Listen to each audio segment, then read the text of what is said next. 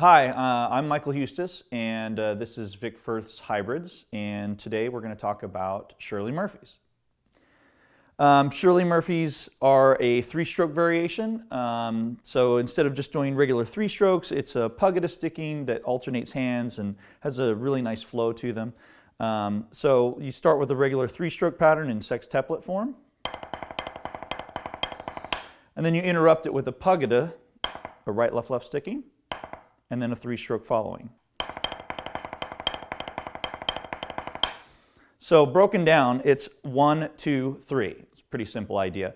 So a single stroke on the right hand, a double stroke on the left, and then a three-stroke on the right. Then on the left hand, a single stroke on the left, double stroke on the right, and three strokes on the left. So put together, again, 1, 2, and then 3. Usually done in sextuplet form. So 1, 2. This rudiment has a really nice flow to it. You want to make sure that you're getting a very smooth and legato sound, and that you're letting the drum pad and the drumstick do a lot of the work for you. Get a nice rebound off of the stick and a nice flow. All right, real relaxed from hand to hand. Much like your three strokes. So if your threes are nice and loose and relaxed and rebounding, you want that to flow right into a Shirley Murphy idea. So if you're doing three strokes and then Shirley Murphys, you have a wonderful flow from one to the other.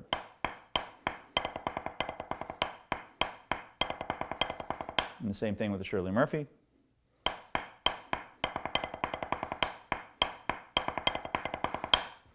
Some things to be careful of when you're practicing these. The double stroke of the Shirley Murphy, or the pugada sticking, isn't sticked. Or in other words, it's not very staccato. It's very legato and should breathe. The stick should rebound nicely and should get a nice, again, a nice flow and a nice full sound out of the stick. So you don't want to overly choke the stick, like in a real low, like overly controlled tap.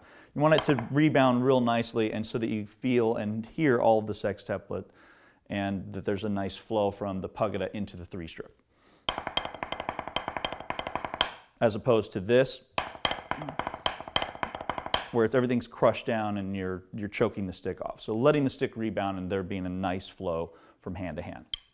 One of the most effective ways to practice Shirley Murphys is to use a regular sextuplet pattern as a check, and then to incorporate the Shirley Murphys into it. So if you have a partner or somebody that you can drum with, doing a set of eighth notes in sextuplets and then a set of eighth notes with the Shirley Murphys to make sure that you're checking each other and that the interpretation of the sextuplet is correct. So having person number one go,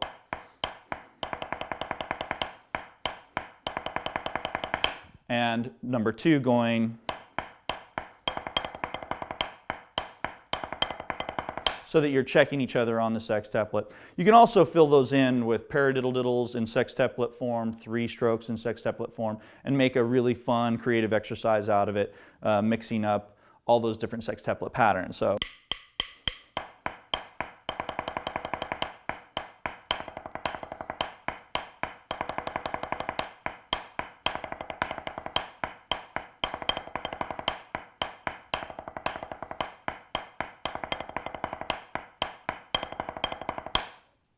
So Shirley Murphys, really a wonderful kind of gateway rudiment into other hybrid rudiments.